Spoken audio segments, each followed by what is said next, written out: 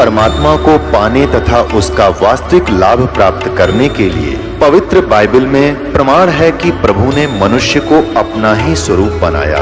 6 दिन में सृष्टि रचकर 7वें दिन विश्राम किया। कुरान शरीफ में प्रमाण है कि हजरत मोहम्मद को खुदा स्वयं कह रहे हैं कि मैंने तुम्हें उस परमात्मा की महिमा बताने के लिए भेजा है। वो परमात्मा कबीर है जिसने 6 दिन में सृष्टि रची तथा 7वें दिन तख्त पर जा विराजा। उसकी खबर किसी बाखबर से पूछ कर तो देखो। कृपया अवश्य सुनिए जगत गुरु तत्वदर्शी संत रामपाल जी महाराज के अमृत वचन। आनंद मंगल होते हैं ये बटे बधाई बेग। गरीबदास उस जुल्हदी पर यानी जुल्हाई पर फिर गया रे तीरेग, यह उनकी सोच थी। अस्थि घोड़े चढ़त हैं ये पान मिठाई चीर। गरीबदास काशी खुशी वो डूब गे गंग कबीर। सब खुशी मना रहे हैं, हाथी पर चढ़ का बैंड बाजा बजा रहे के डूब गया गंगा में कबीर। जाओ घर रैदास के हिलकारे हजूर। गरीबदास खुशियां कहियो नहीं कसूर। कहते हैं जाओ रविदास के संदेशा दे दो। सब गए टोल के इकट्ठे हो गए। और नो ना क्यों डूब गया, नो पूछियो कित से उतरा गुरु जी। जब परमात्मा रविदास जी ने कहा ये बैठे मेरे गुरु जी कहाँ जा रहे थे। जाओ घर रविदास के हिलकारे हजूर। गरीबदास खुशियां कहियो नहीं कसूर। झालर ढोलक बाजत हैं ये गाँव है शब्द कबीर। गरीबदास रैदास से संग दोनों एक तीर। कबीर साहब वहां बैठ अपनी महिमा जो हमें सुनाते हैं वो शब्द गान लाग रहे। अब रविदास जी कहते हैं वे प्रगट पूर्ण पुरुष हैं अविनाशी अल्लाह। रविदास जी आदरणीय रविदास साहब जी कह रहे हैं कि वे प्रगट पूर्ण पुरुष हैं अविनाशी आप अल्लाह। गरीबदास रैदास कहे सुनो सिकंदर शाह। ए सिकंदर राजा वो अल्लाह है, ये खुद भगवान आ रहे हैं, मेरी बात मान तो सुन ले। अब क्या बताते हैं कि फिर उन्होंने क्या किया, कबीर साहब को पकड़ा और कहते खूनी हाथी से इसकी जीवन लीला अंत करवाओ राजन। राजा ने एक ऐसा दंड देने का स्थान बना रखा था जैसे आपने स्टेडियम देखे हो। स्टेडियम तो आम आदमी ने बच्चों ने देखे होंगे, तो ऐसा एक मचान सा बनाया जाता था। राजा सबसे ऊपर बैठते थे, मंत्री उससे नीचे वाले से, और नगर के जो वीआईपी होते थे उससे नीचे, आम जनता बाहर खड़ी होती थी। और वहाँ खूनी हाथी से उस अपराधी के प्राण लिए जाते थे जो घोर अपराधी होता था। और दुनिया का भय हो जावे कि और भी कोई गलती करेगा तो उसको ये सजा मिलेगी ताकि जनता बुराई से बचे, इस दृष्टिकोण से। अब वहाँ ले गए पकड़ के और कबीर परमात्मा के गोला लाठी दे दी भगवान के, हाथ बांध जोड़ के और वहां गिर दिए। और खूनी हाथी होते थे जो आदमी को चाब जाते थे, मार डालते थे बुरी तरह। उनको शराब पिलाई जाती है, तो शराब पिलाकर हाथी को निर्धारित एक पीलवान सरकारी नौकर होता था, और वो हाथी भी सरकारी ही होता था, उसको लाया गया। अब गरीबदास जी के अमृतवाणी में सुनाएंगे, गणा आनंद आओगे। खूनी हाथी मस्त है पग बंदे जंजीर। गरीबदास जहाँ डारिया मसक बांध कबीर। खूनी हाथी के सामने परमात्मा को मसक बांध के गोला लाठी दे के गिर दिया। अब क्या हुआ कि परमात्मा की तरफ पीलवान यानी ड्राइवर हाथी के ऊपर बैठ के चलाता है। अंकुश होता है भाला सा उसका, वो इधर उधर बकवाद करे तो सीधा भाला ठोक देते हैं, फिर वो हाथी तभी सीधा होता है। अब उसने क्या किया, परमात्मा ने अपने पास बब्बर शेर खड़ा दिखा दिया।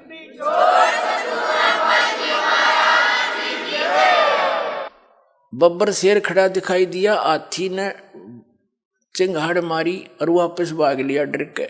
अब वो पीलवान उसको वापस करता है और केवल हाथी को दिख रहा है वो सिंह शेर, और किसी को नहीं। और वो अपनी नौकरी के डर से उसको पता था पीलवान को, हाथी के ड्राइवर को, कि अब मुझे सजा मिलेगी। आज मेरा कौन सा दुर्भाग्य आगे अड़ गया कि हाथी भाग गया। राजा का काम पूरा हुआ नहीं, उसका सीधे भाले ठोक के बराबर आते ऊपर अंकुश मारे, उसको फिर सीधा करके ला, वो देख कर फिर भागे।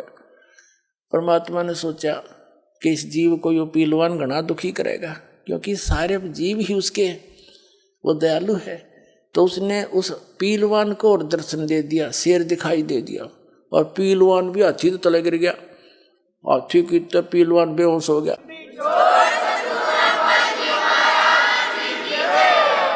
और फिर परमात्मा ने खड़े हो गए, वो टूट गए बंधन, वो तो निर्बंध है, उनको कौन बांध सके। एकदम खड़े हुए अंगड़ाई सीधे के, और इतने लंबे दिखाई दिए जैसे आसमान पर शीश जा रहा हो दाता का, इतने लंबे तेजों में रूप हो गया। तो सिकंदर लोधी ने देखा, रोते रही तो भाई कोई अल्लाह का स्वरूप है। कांपन लग गया सिकंदर लोधी, जहाँ बैठा था अंडी पाक्या उस पर मचान पर टॉप मोस्ट स्थान पे, और वहीं से लग गया कांपता हुआ, हाथ जोड़ के पौड़ियों से अवगत मत होता हुआ।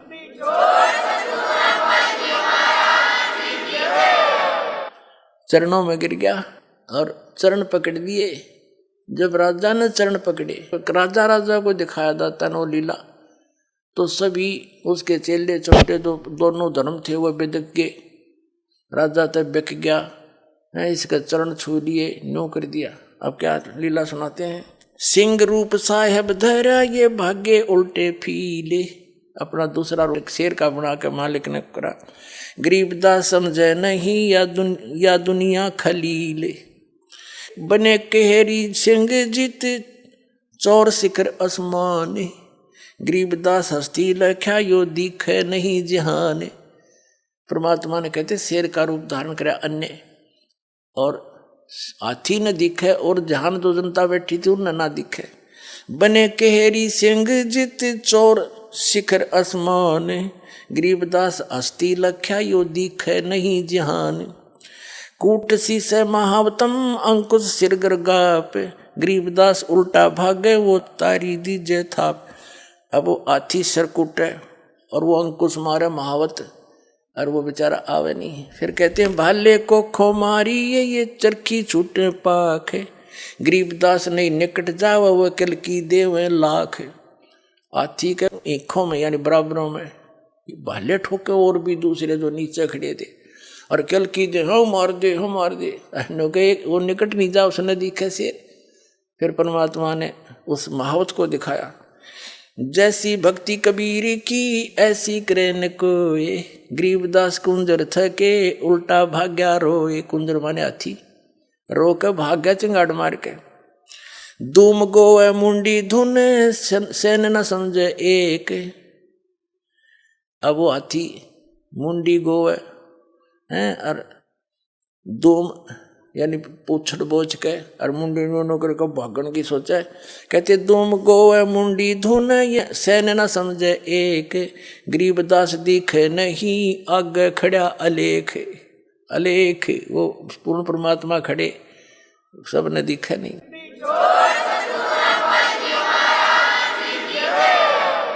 पीलवान देखा तब खड़ा केरी संगे।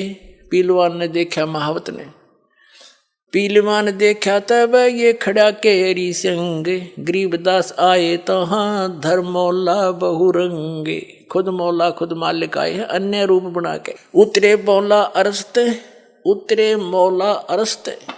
मौला माने मालिक, कुल धनी, सतलोक से ऊपर से अर्श से आसमान से उतरे हैं। उतरे मौला अरस्त भाव भक्ति के हेत।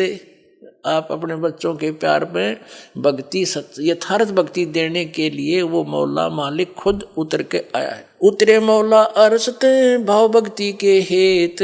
गरीबदास तब सहा लखे कबीर पुरुष सहेत। लीला की कबीर ने दो रूप में रह दी से। गरीबदास कबीर के जैसे पास खड़े जगदीश।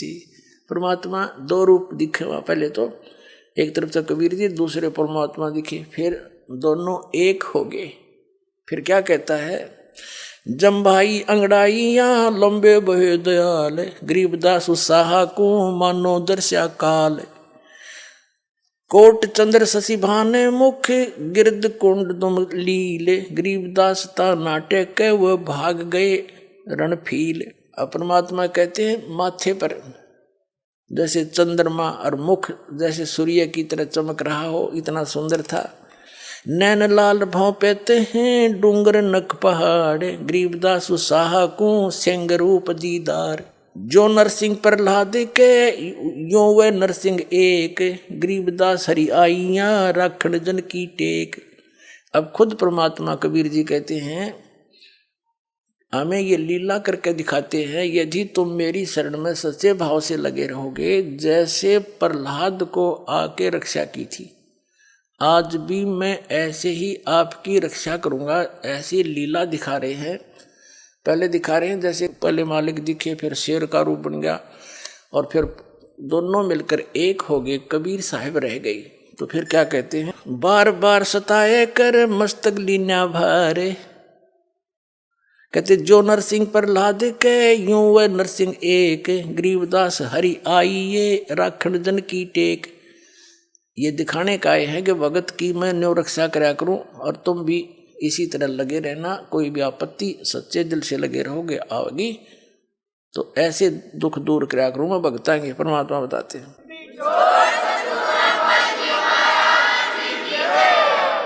बार बार सताए कर मस्तक लीना भारे। गरीबदास जी कह रहे हैं उस परमात्मा को बार बार सता के उन मूर्खों ने अपने सिर पर भार धर लिया। क्या बिगाड़ा उसका? और समझना चाहिए थे, चरण पकड़ लेने चाहिए थे, भगवान गलती होगी और अपना कल्याण करवाना चाहिए था। तो हम भगवान को ना पहचान कर उसको एक केवल लीला ही मान कर बैठ के जादू जंत्र बता दिया उन नकलियों ने कि जादू जंत्र जाना ही हो। अब दास बताएगा वो कौन थे, वो क्या जानते थे। वो सर्वज्ञ थे, सर्वशक्तिमान थे, हमारे भगवान हैं, हमारे पिता हैं, हमारे लिए भटक रहे हैं। अब उसको हम पहचानेंगे। ता सिंह लोलीन भया परचा इब की बार गरीबदास सा यूं कहे अल्लाह दिए दीदार। अब वो सिकंदर लोधी कहता है फिर देख कर सुन काशी के पंडितों और काजी मुल्ला पीर गरीबदास इसके चरण ले लो यो अल्लाह अलेख कबीर। सुन काशी के पंडितों और काजी मुल्ला पीर गरीबदास इसके चरण लो यो अल्लाह अलेख कबीर। यो अल्लाह कबीर है उतरे काशी धाम गरीबदास सा यूं कहे झगड़ मुए बेकाम। कहने लगे ये पूर्ण परमात्मा है और अपने यहाँ पर काशी धाम के अंदर ये स्वयं अवतरित हुए हैं। यो अल्लाह कबीर है ये उतरे काशी धाम गरीबदास वो सिकंदर सा नो कहे हम झगड़ मुए बेकाम। काजी पंडित रूठिया। अब वो दो नकली संत थे, आचार्य पाचार्य थे, जो अपने हिंदू धर्म के और मुसलमान धर्म के जितने थे वो मान बढ़ाई के भूखे, उन्हें भगवान से लेना देना नहीं था। ना इतनी लीला देख के पत्थर पिघल जा, लोहा पिघल जा, वो पत्थर से भी बुरे दिल के हो जाते हैं। ये संत महंत बन जाते हैं जो थोड़ी सी प्रभुता पा के 10 आदमी सलूट करनी हो जा और भगवान से कोसों दूर रह जाते हैं, जनता को भी रख देते हैं। लेकिन ये भी नहीं छोड़ेंगे उनको, अब बिल्कुल सफाई कर देंगे उनके ज्ञान के आधार से।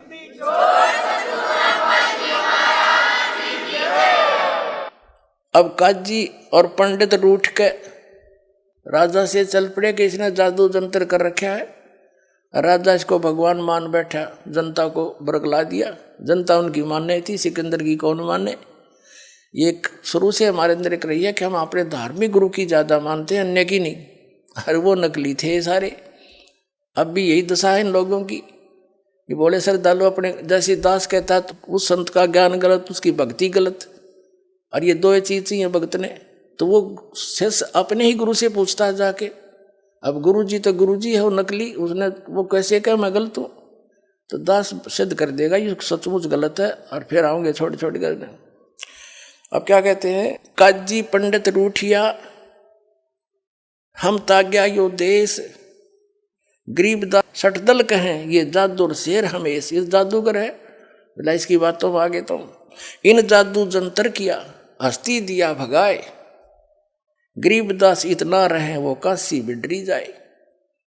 उस स्थान को छोड़कर अपने ग्राम चले गए। अब कबीर साहब ने कहा था उस सिकंदर लोधी को कि अगरम मगरम छोड़ दो, मानो हमारी बात, गरीबदास या गुदड़ी लगी थारा जन्म जा है बीता जा रहा तुम्हारा जन्म, ये अगर मगर छोड़ के और मानो हमारी बात। और गरीबदास ये समय रहा है हाथ से जात। अब जो दास साहब को बताना चाहता था कि ये परम अक्षर ब्रह्म है, और इन्होंने जब ये लीला की और एक भी नहीं रहा शेष, जब आदरणीय धर्मदास साहिब जी ने कहा हे भगवान अब कैसे कल्याण होगा आपकी इन प्यारी आत्माओं का, तब परमेश्वर ने कहा था धर्मदास अभी डट रुक जा, जब कलयुग 5500 वर्ष बीत जाएगा तब मैं दोबारा गरीबदास वाले पंथ में आऊँगा और इन सब की पोल खोल दूंगा। ये वो ना तो दास भेज दिया, उसको तो पेटा भरना था। उस धर्मदास जी नरमात्मा का था, बहुत चिंतित हो जाता था, तो कहा तू चिंता ना करे, गरीबदास का जो पंथ चलेगा 12वां पंथ, उसमें मेरी महिमा की वाणी दोबारा प्रकट होगी। बीच में काल के दूत कबीर पंथ में घुस के ये अटपट मारेंगे और ये उल्टा सुल्टा ज्ञान बना देंगे, और कबीर सागर में भी कुछ परिवर्तन अपने हिसाब से कर लेंगे। तो हम गरीबदास जी महाराज के माध्यम से दोबारा अपनी महिमा की वाणी प्रकट कराऊंगा और उसी के पंथ में आगे चल के हम आवेंगे, सब पंथों का नाश करके खत्म करके, यानी उनको सब ज्ञान से हट समझा कर एक करूंगा सारों को, जो एक से अनेक हो रहे 36 धर्म बन गए, सबको एक करूंगा और पूरे विश्व को ज्ञान दूंगा, तू चिंता ना करे, आण दे वो समय। तो पुण्यात्माओं अब वो समय है। और धर्मदास जी ने पूछा था फिर मालिक इनका क्या होगा, ये बेचारे भ्रमित हो गए। तब परमात्मा ने कहा था कि ये चार्ज करके छोड़ दिए, खा लेने दे धक्के और इन्हें थोड़े दिन, इनको मनुष्य जीवन मिलता रहेगा। जब ये मानते नहीं मैं क्या करूं, मैंने कितना रो लिया, इनको सारी सुख दे लिए और ज्ञान सुना लिया, तो फिर ये आएंगे ना बीचली पीढ़ी आओगी, जब ये तब तक ये मनुष्य जीवन प्राप्त करते रहेंगे बेटा, और फिर इन्हें पार करूंगा, इनको शिक्षित बनाऊंगा और फिर अपना दास भेजूंगा। वो तब तक ये जितने भी काल के दूत होंगे अपना सारा अनुभव कथ के फाइनल कर चुके होंगे। जब मेरा दास जाओगा इनकी पोल खोल देगा, सब बच्चे मुझे समझ जाएंगे, ऐसे पार करूंगा। बोलो सतगुरुदेव।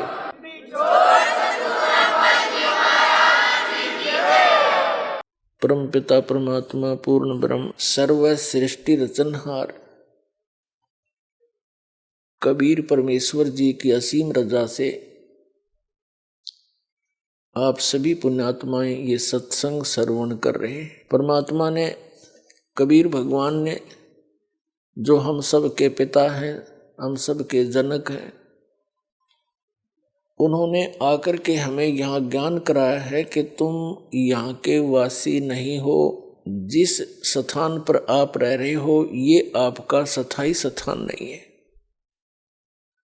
आप प्रतिदिन देख भी रहे हो, सैकड़ों की संख्या में व्यक्ति आपके ही नोटिस में, नॉलेज में, समाचार पत्रों के माध्यम से या किसी और रिश्तेदारी में प्रतिदिन इस सारे साजबाज को छोड़कर अचानक मृत्यु को प्राप्त हो जाती है। ये लोक रहने का है। परमात्मा कहते हैं साथी हमारे चले गए। परमात्मा कबीर जी सारा उदाहरण अपने ऊपर ही एप्लीकेबल किया करते थे। दूसरे न कहे तो नाराज हो जा। हमको ये मालूम है किसी ने रहना नहीं, सब ने मरना, और किसी ने न्यू कह दे मृत्यु हो जाएगी जब क्या करेगा, तो जिस ज्ञान से पहले न्यू कहा करते क्यों मृत्यु तेरी हो जा हमारी क्यों है, इसे पक्के हुए बैठे थे कि न्यू किसा कह दिया मृत्यु हो जा, इस बात का दुख मान जाते थे। तो इतनी बुद्धि है हमारी, हम सत्य को स्वीकार करने के आदि नहीं रहे। सामने देखकर भी हम कबूतर की तरह आंखें बंद कर लेते हैं। तो ये आंखें बंद करें काम नहीं चल रहा है, ये खोलनी पड़ेंगी। जैसे पवित्र वेदों में प्रमाण दिया कि वो परमात्मा सतलोक में रहता है,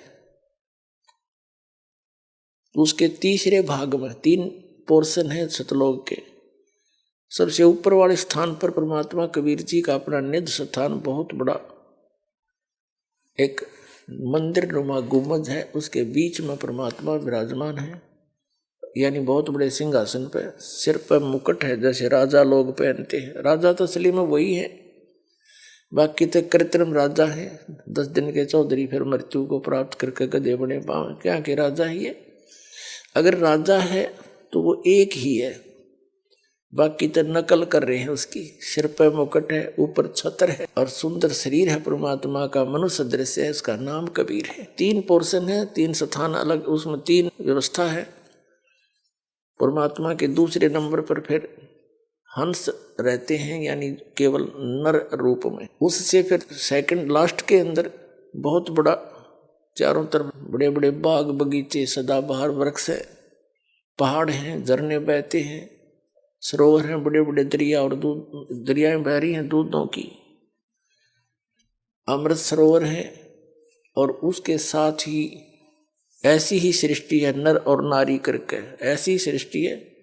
सबके परिवार हैं, बाल बच्चे हैं, बहुत सुंदर सुंदर मकान बने हुए हैं और बहुत बड़े बड़े पार्क हैं वहाँ पर, प्रत्येक परिवार के। जो सुविधा हम यहाँ कोशिश करते हैं, जैसे थोड़ा सा कोई अच्छा रोजगार हो जाए, किसी व्यक्ति का कोई अच्छा अधिकारी बन जाता है तो बड़ी कोठी बनाता है, आगे बहुत बड़ा लॉन बनाता है, उसमें बाग बगीची बनाता है, पार्क बनाता है, उसमें झूले डालता है। ये तो नकली है। कल मृत्यु हो जाए परसों गदा बना पावे, धीरे धराए रह गए और वो सुख नहीं, मानसिक सबको शांति नहीं किसी। और वहां पर ये सारी सुविधा थी जिसको यहाँ खोज रहे हैं, या वो वस्तु हो ही नहीं सकती, उसका कुछ एक थोड़ा बहुत एक नकल सी कर रहे हैं।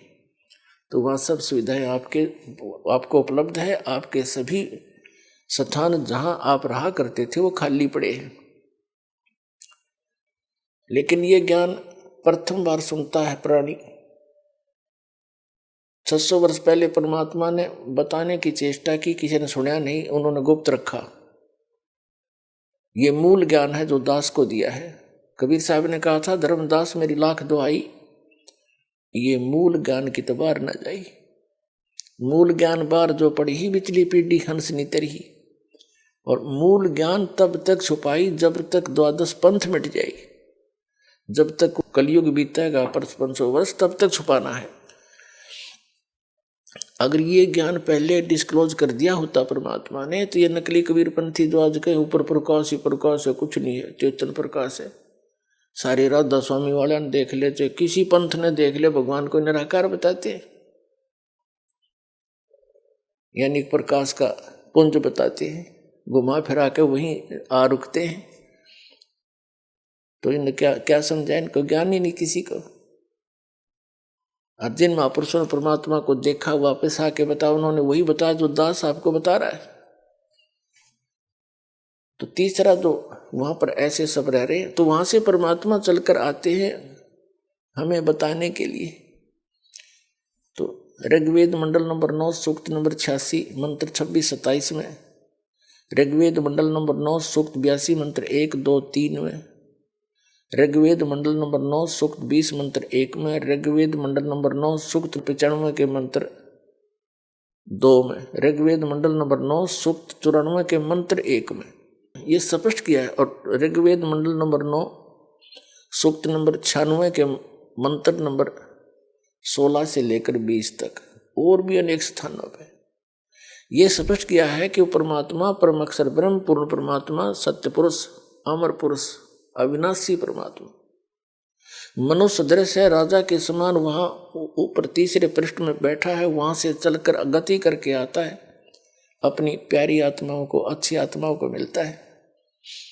और उन जो दृढ़ भक्त होते हैं उनको अपने विषय में यथार्थ ज्ञान सुनाता है, उपदेश देता है भक्ति का, और वो कवियों की तरह आचरण करता है। जैसे कवि कहीं जाकर के लोकोक्तियों के माध्यम से अमृतवाणी बोलना शुरू कर देते थे, दोहे बोलने शुरू कर देते थे, शब्द बोलने शुरू कर देते थे, और वो परमात्मा कबीर है। जैसे मनुष्य वस्त्र धारण करके आता है, सुंदर शरीर, ऐसे हल्के तेज पुंज का अपना शरीर बनाकर यहाँ आता है। ऊपर सतलोक में जहाँ परमात्मा रहते हैं वहाँ उनके एक रोमकूप में करोड़ सूर्य मिला दे, करोड़ चंद्रमा, इतनी रोशनी, वो भी फीकी पड़े, इतनी रोशनी है परमात्मा की बॉडी की। परमात्मा का शरीर हमारे जैसा स्नायु का नहीं है। यजुर्वेद अध्याय नंबर 40 के मंत्र नंबर 8 में कहा है सप्री आगात। वो सबसे पहला आगात माने शरीर है, शरीरी है। और शुक्रम अकायम ऐसनाविरम, शुक्रम अकायम अबिंदम ऐसनाविरम कबीर मनीषी स्वयंभू परिभु व्यवधाता समाभय। तो इस पर उसका भावार्थ यह बनता है कि वो परमात्मा कबीर जो यहाँ एक तत्वदर्शी संत की, विद्वान की भूमिका करने आता है, वो उसका शरीर शुक्रम अकायम, माता पिता से बने हुए शरीर का नहीं है, वो मटेरियल नहीं है। उसका शरीर ऐसनाविरम, बिना नाड़ी तंत्र का है। तो यहाँ इन वेद को ना समझकर अच्छी तरह इन अज्ञानियों ने अकायम शब्द है इसके अंदर, यजुर्वेद अध्याय नंबर 40 के मंत्र 8 में, इस अकायम से ये फाइनल कर लिया कि भगवान बिना काया का है। उसमें ये लिखा है शुक्रम अकायम। शुक्र माने माता पिता की संयोग से ना बनकर वो शरीर है उनका। ऐसनाविरम, ऐसनाविर लिखने की क्या जरूरत थी कि उसके शरीर तो है लेकिन आप जैसा नहीं है, बिंद से बना हुआ नहीं है। और शुक्रम अकायम ऐसनाविरम। और स्वयंभू, स्वयंभू शब्द लिखा है इसमें, उसके कोई जनक नहीं है। परिभू सबसे पहला परमात्मा है वो। और व्यवधाता, भिन्न भिन्न प्रकार के सभी ब्रह्मांडों का विधाता, रचनहार, वो कबीर मनीषी। तो वहां से परमात्मा बहुत तेजों में शरीर है। जब नीचे आते हैं तो अपने शरीर का ये तेज बहुत सामान्य बना लेते हैं। जैसे किसी कमरे के अंदर बहुत सी लाइट लगी होती हैं, 1000 वाट की भी होती है, 500 की भी और 200 की भी, 50 की भी, और 0 का भी हो। सब जैसे सबको जगा तो जगमग हो गया कमरा, कक्ष, और सबको बंद करके एक 0 का बल्ब यानी ट्यूब जगा दी, या 10 वाट की जगा दी, तो सिंपल सा प्रकाश शेष रह गया। ऐसे ही परमात्मा का शरीर है। वो जब चाहे उसको हल्का बना ले, बटन ऑफ कर लिया अपने, और जब चाहे सारे तेज को प्रकाशित कर ले। तो यहाँ अगर वो उसी रूप में यहाँ आ जाएं तो हम चरम दृष्टि से उनको देख नहीं सकते। इसलिए वो अपने हल्का तेज पुंज का, यानी आम मनुष्य जैसा ही शरीर बना है, तो ऐसा ही, लेकिन उसके प्रकाश में अंतर है, प्रकाश कम कर लेते, इतनी सी बात है। और वो कवियों की तरह आचरण करता है। तो ये कर्या किसने, ये लीला कबीर परमेश्वर जी ने, दानक जो लाए कबीर जी ने। तो इससे ये भी सिद्ध होता है कि वो परमात्मा है जो वेदों में वर्णित है, वो लीला किसने की, वही भगवान है। तो कबीर परमेश्वर जी दानक जो लाए काशी वाले ने की, तो ये कबीर इज गॉड। तो वो यहाँ आते हैं, हमारे लिए भटक रहे हैं। धर्मदास जी से कहा था, धर्मदास जब इस पृथ्वी पर आया, मुझे कोई भी परमात्मा से यानी मेरे से परिचित कोई हंस नहीं पाया। यथार्थ ज्ञान किसी के पास नहीं था। तब मैंने अपना अपनी महिमा आप गाई, आप आरती आप साजे, आप किंगर आप बाजे, आप ताल छान जनकारा, आप नचे अब देखना रहा। कह कबीर ऐसी आरती गाऊं, आप मध्य आप सुनाओ। अब अपना एक साधारण कवि की तरह हमारे लिए भटक रहे वो परमात्मा ना। उनको क्या आवश्यकता थी, ठीक है करा कितने जुलाए हो लिए, अपने कपड़ा बना रोटी खाई टाइम पास करे और मर गिर चले गए।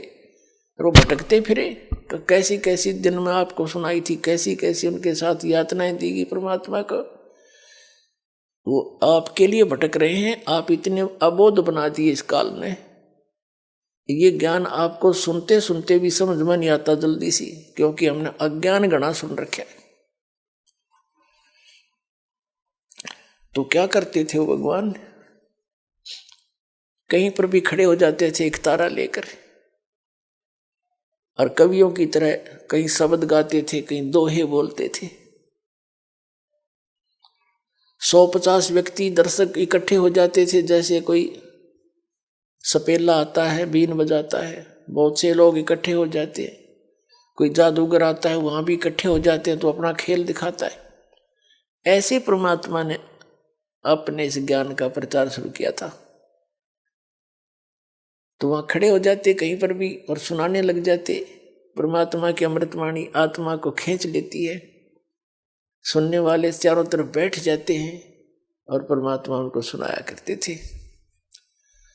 साथी हमारे चले गए हम भी चलन हारे, कोई कागज में बाकी रह रही तात लगी है वार।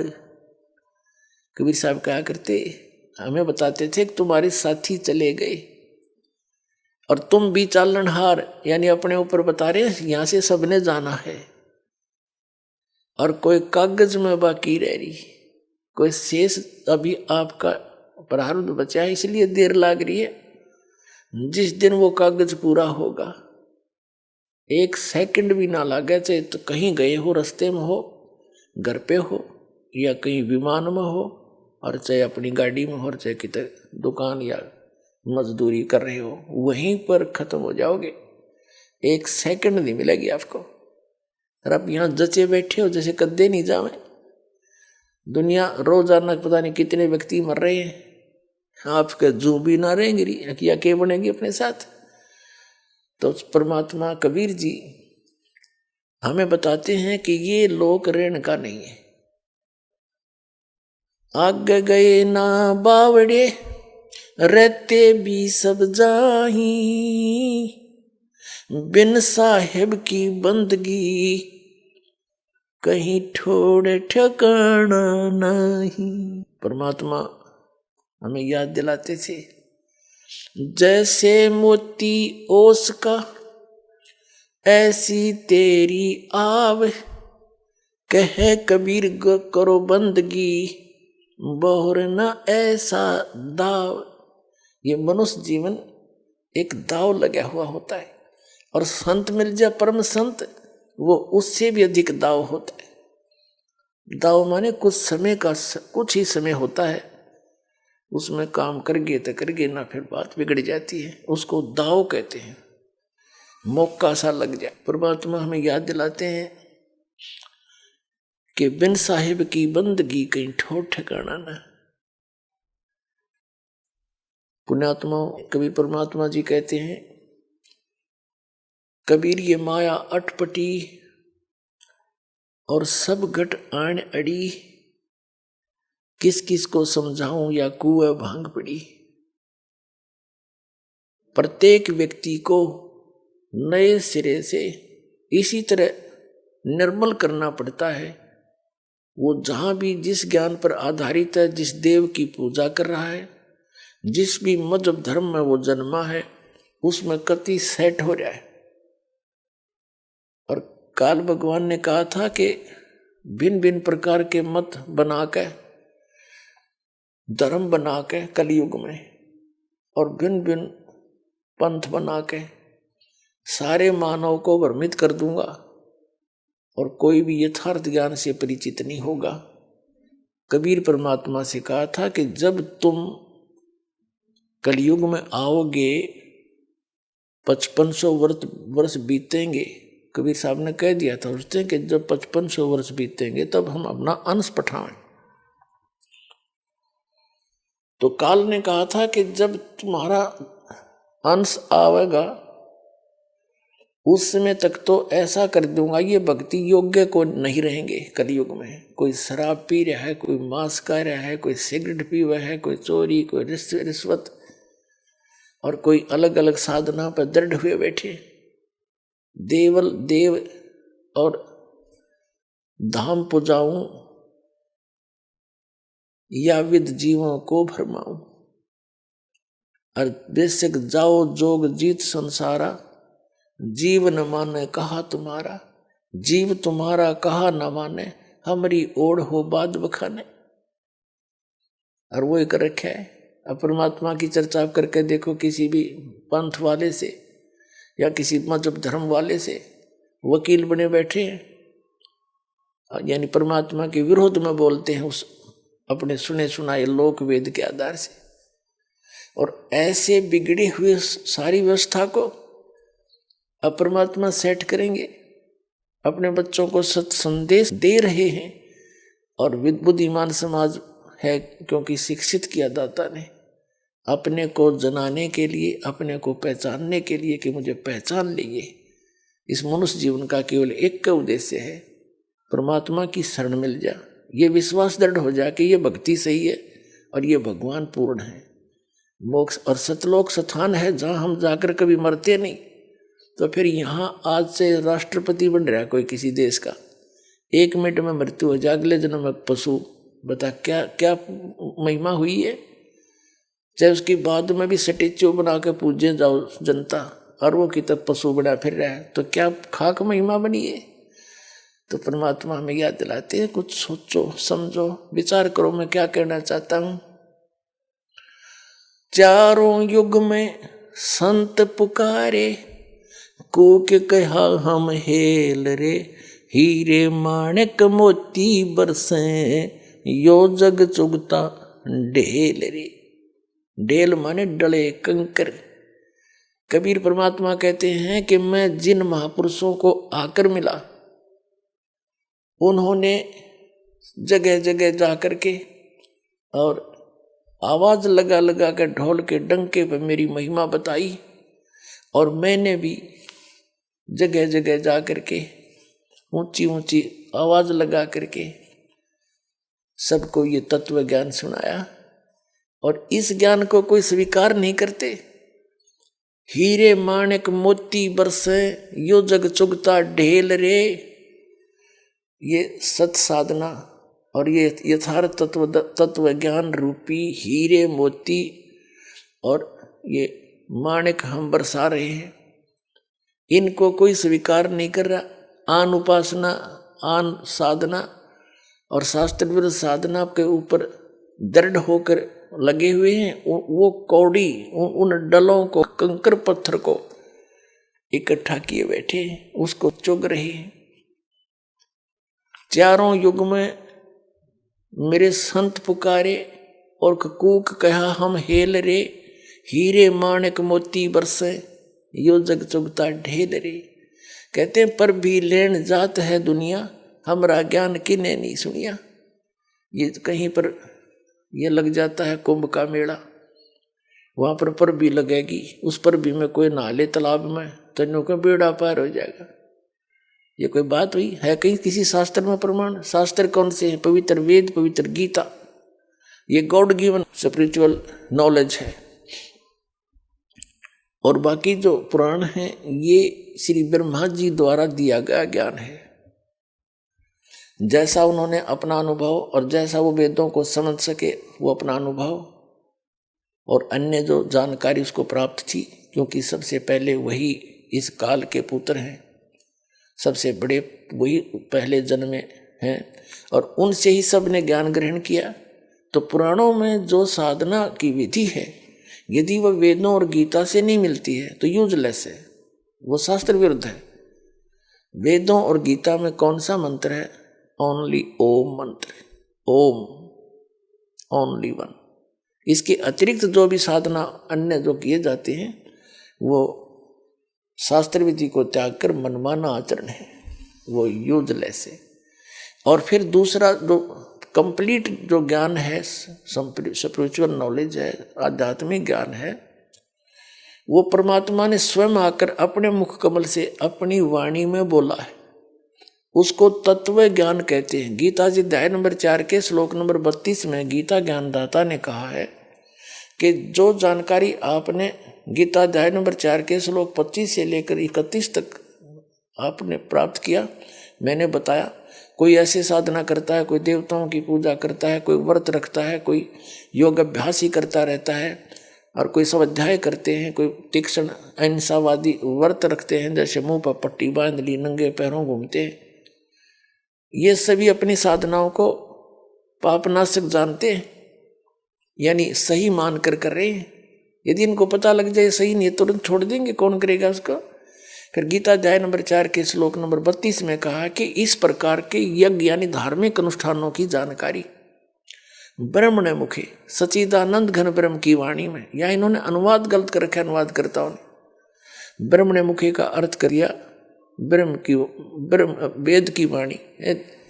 यहाँ है सचिद, ब्रह्मण माने सचिदानंद घन ब्रह्म अर्थ होता है इसका। जैसे गीता अध्याय नंबर 17 के श्लोक नंबर 23 में गीता ज्ञानदाता कहता ओम तत्सत इति निर्देश ब्रह्मण त्रिविध समर्थ है। उस सचिदानंद घन ब्रह्म, वहां इन्होंने ब्रह्मण का अर्थ इन्हीं अनुवादकर्ताओं ने सचिदानंद घन ब्रह्म लिखा है। इसको परम अक्षर ब्रह्म भी कहते हैं कि उसके पढ़ने का ये 3 मंत्र का जाप है ओम तत्सत। ओम तो सीधा ब्रह्म का, सरपुरुष का, और तत् ये सांकेतिक है, ये अक्षर पुरुष का, और सत भी सांकेतिक है, ये परम अक्षर पुरुष का, परम अक्षर ब्रह्म का, सच्चिदानंद घन ब्रह्म के का अपना मंत्र है। इन तीनों की प्रैक्टिस से, तीनों के अभ्यास से, जाप से उस परम अक्षर ब्रह्म के उस स्थान की प्राप्ति होगी जहां जाने के बाद साधक फिर लौट कर कभी संसार में जाते। और फिर उस गीता अध्याय नंबर 4 के श्लोक नंबर 32 में यहाँ ब्रह्मण अर्थ को आपने सच्चिदानंद घन ब्रह्म समझना। सच्चिदानंद घन ब्रह्म की वाणी में धार्मिक अनुष्ठानों की जानकारी, यानी धार्मिक यानी भक्ति मार्ग का कंप्लीट ज्ञान बहुत विस्तार के साथ लिखा गया है, बोला गया है उसने अपने मुख कमल से। वो तत्व ज्ञान है। चौथे अध्याय के 34वें श्लोक में गीता ज्ञानदाता कहता उस तत्व ज्ञान को किसी तत्वदर्शी संत के पास जाकर समझ, उनको दंडवत प्रणाम करने से, कपट छोड़कर नम्रता पूर्वक प्रश्न करने से वो तत्वदर्शी संत तुझे परमात्म तत्व का, उस तत्व ज्ञान का उपदेश करेंगे। इससे सिद्ध है कि गीता ज्ञानदाता उस तत्व ज्ञान से परिचित नहीं है। यदि वो परिचित होता तो एक अध्याय और बढ़ा देता 19वां, उसमें लिख देता। तो उसने कहा कि नहीं, वो ज्ञान तो तत्वदर्शी संत ही बता सकते हैं, और वो सच्चिदानंद घन ब्रह्म ने अपने मुख कमल से बोला होता, वो तत्व ज्ञान है। उस तत्व ज्ञान में कंप्लीट कोर्स है जो वेदों और गीता के अंदर 4 वेदों का ज्ञान है, श्रीमद् भगवत गीता में। और फिर उसमें संकेत दिया है कि वो तत्वदर्शी संत की खोज करो तो सच्चिदानंद घन ब्रह्म की वाणी में कंप्लीट कोर्स है। उसमें जो मंत्र हैं वो इस दास के पास उपलब्ध हैं, जो आपको प्रारंभ से ही दिए जाते हैं।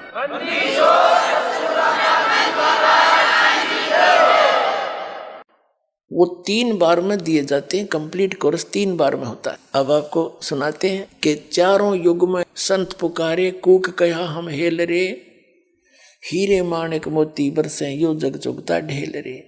पर भी लेन जात है दुनिया, और हमारा ज्ञान किने नहीं सुनिया। हम इतना अनमोल ज्ञान लिए फिर रहे हैं, हमारा कोई नहीं सुनता। वहाँ जो उस तालाब में नहाने के लिए सारे इकट्ठे हो जा, पर भी लेन जाते हैं। उस पर भी में तुम मोक्ष मानते हो, परमात्मा कहते हैं। यदि आप उस केवल उस थोड़े से समय में, पर भी के समय में, कुछ समय सीमित होता, घंटा 2 घंटे का, कि उस दौरान जो स्नान कर लेगा उस स्थान पर उसका मोक्ष हो जाएगा। कबीर साहब कहते तुमसे पहले उसमें मछली, जीव जंतु, कीड़े नरे घूम रहे होते उस पानी में, वो तो सदा पर भी ना हो, वो क्यों ना मुक्त होते। कहते हैं भूल भुलैया है, काल का जाल है, ये शास्त्र विरुद्ध साधना है, शास्त्र विधि त्याग का मनमाना आचरण है, ये युद्ध। अपने आत्मा परमात्मा कैसे आपके लिए भटक रहे, ये काशी नरेश बनारस का जो राजा था उसका नाम था वीर देव सिंह बघेल, जिसको वीर सिंह बघेल भी कहते हैं, बघेला भी कहते हैं। और पुण्यात्माओं परमात्मा उन प्यारी आत्माओं को खोजता है जो कभी किसी जन्म में मालिक की शरण में रहे हैं। कबीर साहब कहते हैं, गोता मारूं स्वर्ग में और जा बैठूं पाताल, कहे कबीर मैं ढूंढता फिरूं अपने हीरे मोती लाल।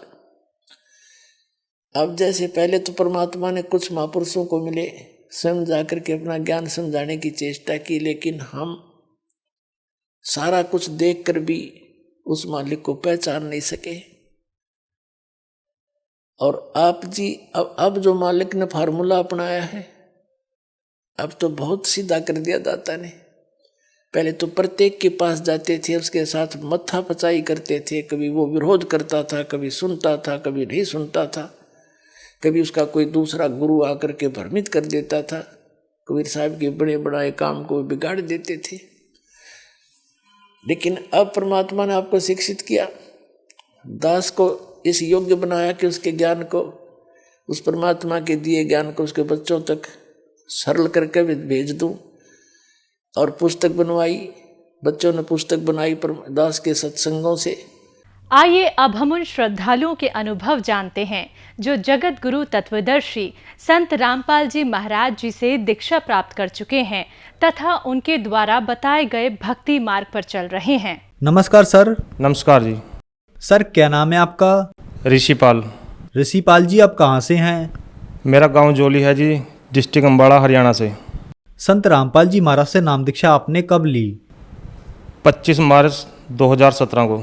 संत रामपाल जी महाराज से नाम दीक्षा लेने से पहले क्या आप भक्ति साधना भी करते थे? हाँ जी सर, हम सभी देवी देवताओं की भक्ति करते थे। ब्रह्मा विष्णु महेश की और माता दुर्गा की बहुत ही ज़्यादा भक्ति करते थे। नवरात्रों में व्रत रहना और नैना देवी, कांगड़ा, चमुंडा सभी स्थानों पर गया मैं माता दुर्गा के। घर में आसन लगाया हुआ था, बहुत ही ज़्यादा भक्ति करता था। हर शनिवार का व्रत रखता था। बहुत ज़्यादा माता दुर्गा की भक्ति करते थे हम। और पितृ पूजा सारा ही जो भी हिंदू धर्म में चली आ रही पूजाएं सभी करते थे। माता दुर्गा की बहुत ज़्यादा भक्ति करते थे। सर फिर आप संत रामपाल जी महाराज की शरण में कैसे आए?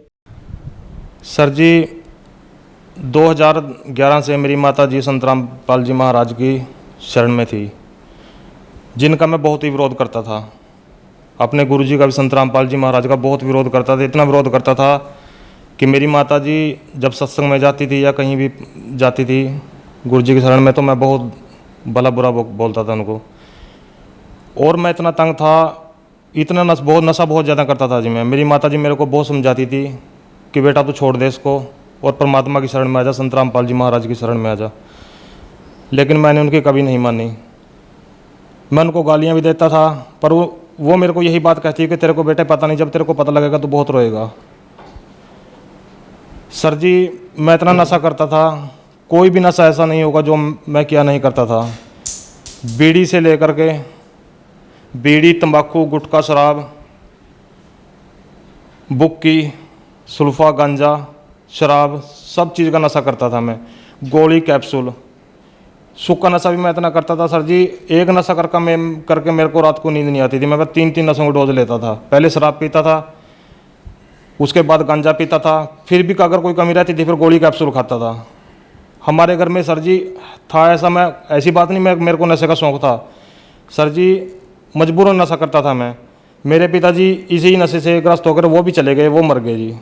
वो भी ऐसे, वो भी बहुत नशा करते थे। क्योंकि हमारे घर में सर जी प्रेत बाधा थी। प्रेत बाधा ऐसी थी सर जी, जब मैं थोड़ा सोदी में होता था तो मैं अपने बच्चों की तरफ देख के रोया करता था। छोटे छोटे मेरे बच्चे थे सर जी, मेरे पास 2 लड़कियाँ, 1 लड़का है।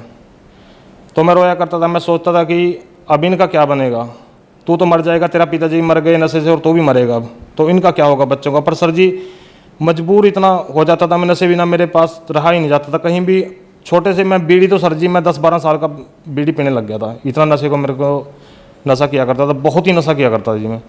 मेरे गांव वाले भी वो लड़ाई करता था घर में नशा करके। जब मैं आता था जी, पड़ोसी भी देखते थे कि हाँ आ गया, अब लड़ाई होगी इनके घर में। हर रोज़ लड़ाई हुआ करती थी। हमारा घर, वो कहते हैं जैसे भूत बंगला हमारा घर था जी। प्रेत बाधा थी हमारे घर में, बहुत ही तंग थे जी, बहुत ज़्यादा दिक्कत थी हमारे घर में जी।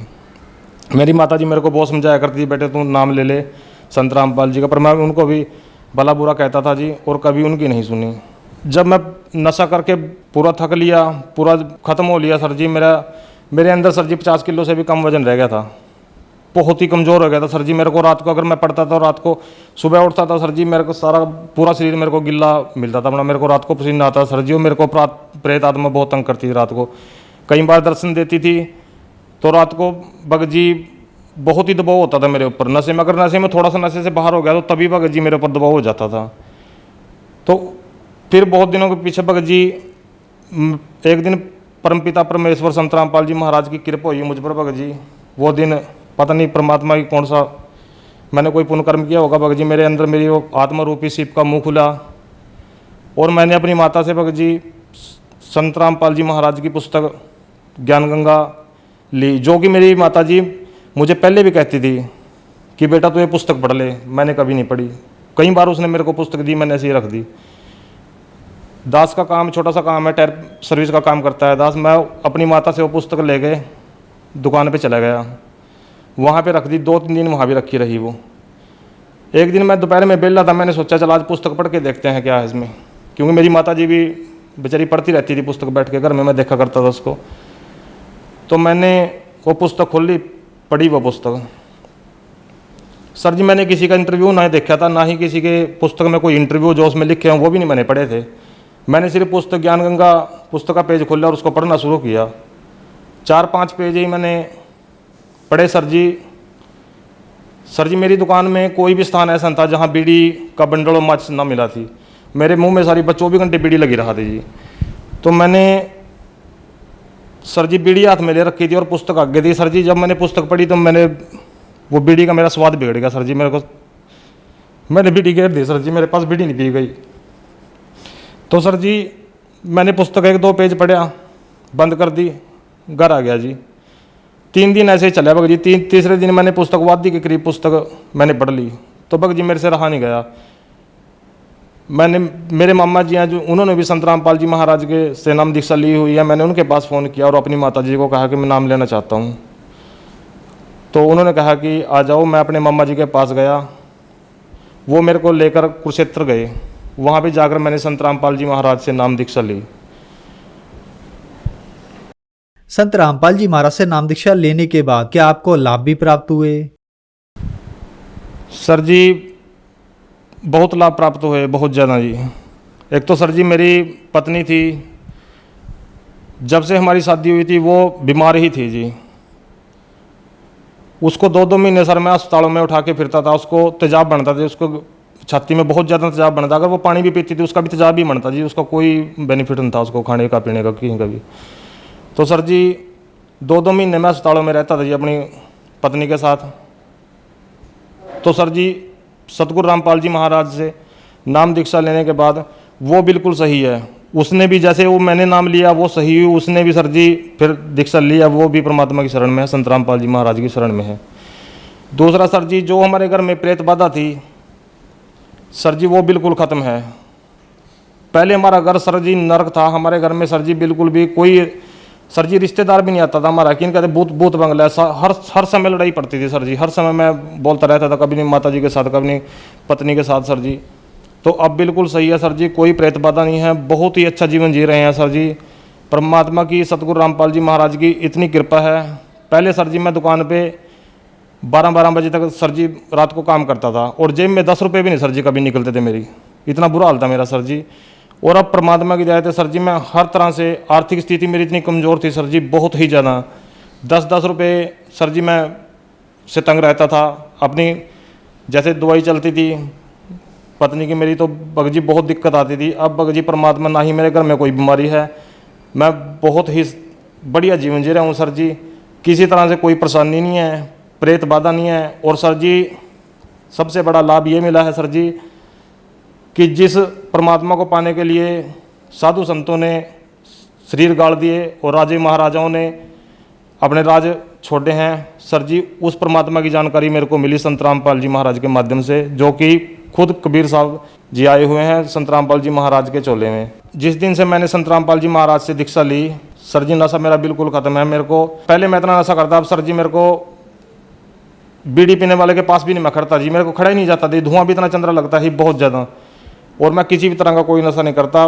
बहुत ही बढ़िया जीवन जी रहा हूँ सर जी। सर जी जो प्रेत बाधा थी मेरे घर में वो भी दूर होगी और आर्थिक स्थिति बहुत सही होगी पहले से। पहले खेत में कुछ भी सर जी, लोगों के खेतों में फसलें हुआ करती थी, मेरे खेत में अडंगा जामता था जी। अब बिल्कुल सही है जी, मेरे खेत में बढ़िया फसल होती है जी, बढ़िया मेरा काम चल रहा है, बिल्कुल सही है जी, परमात्मा की बहुत दया है। सर हम आपसे यहाँ एक बात जानना चाहेंगे कि आपने बताया कि आप बीड़ी सिगरेट शराब आप इतने नशे करते थे कि हमें यहाँ गिनाना भी मुश्किल हो जाएगा। नशे में आपके पिताजी की मृत्यु हो गई और आपने भी ये सोच रखा था कि मेरी मृत्यु भी इसी नशे में हो जाएगी, मेरा नशा नहीं छूट पाएगा। फिर आप संत रामपाल जी महाराज की शरण में आए, आपका नशा छूट गया। तो सर संत रामपाल जी महाराज ने आपको ऐसी कौन सी भक्ति दवाई दी जिससे आपका नशा एकदम से छूट गया? सर जी नशे की दवाइयाँ मैंने पहले भी बहुत खाई, बहुत ही प्रयत्न करूँ था। मैं रोता था सर जी, जब मेरे को सोच आती थी मैं अपने बच्चों की तरफ देख के रोता था कि तेरा क्या बनेगा, अब तू मर जाएगा, तेरे बच्चों को कौन देखेगा। पर सर जी मेरा नशा नहीं छूटा, मैंने हर तरह से प्रयत्न किया जी। तो संत रामपाल जी महाराज की शरण मैंने के जो मंत्र देते हैं जी, जो संत रामपाल जी महाराज मंत्र देते हैं, उन मंत्रों में इतनी शक्ति है कि अगर उन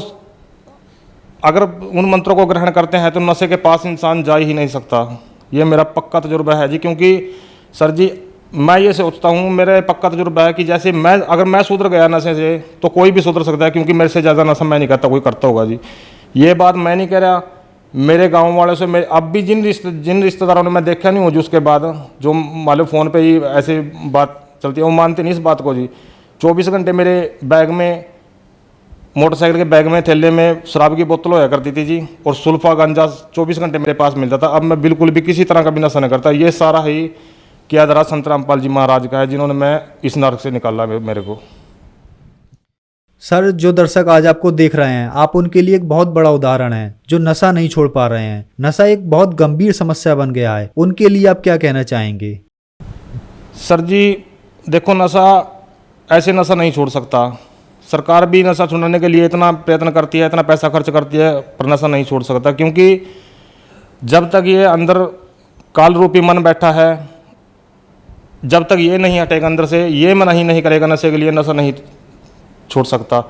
और ये मन नहीं तब करेगा जब संत रामपाल जी महाराज की शरण में आएंगे, क्योंकि यही वो सुप्रीम पावर हैं, यही वो परमात्मा हैं जो नशे से इंसान को निकाल सकते हैं।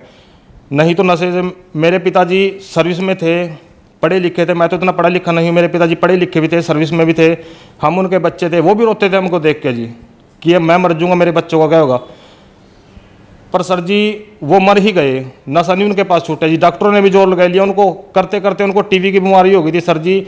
डॉक्टरों ने इतना जोर लगाया कि बीड़ी छोड़ दे सर जी, वो बीड़ी भी नहीं छोड़ सकते, शराब तो कहाँ छोड़ देंगे, बीड़ी भी नहीं वो छोड़ सके सर जी, वो मर के निकले।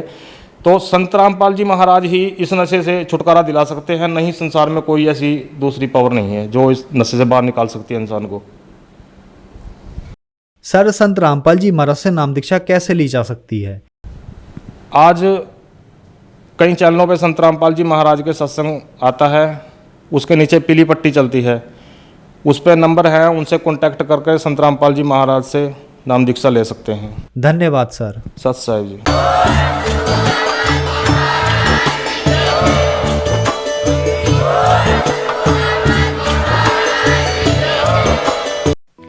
आप सुन रहे थे जगत गुरु तत्वदर्शी संत रामपाल जी महाराज के मंगल प्रवचन। अधिक जानकारी के लिए संपर्क करें।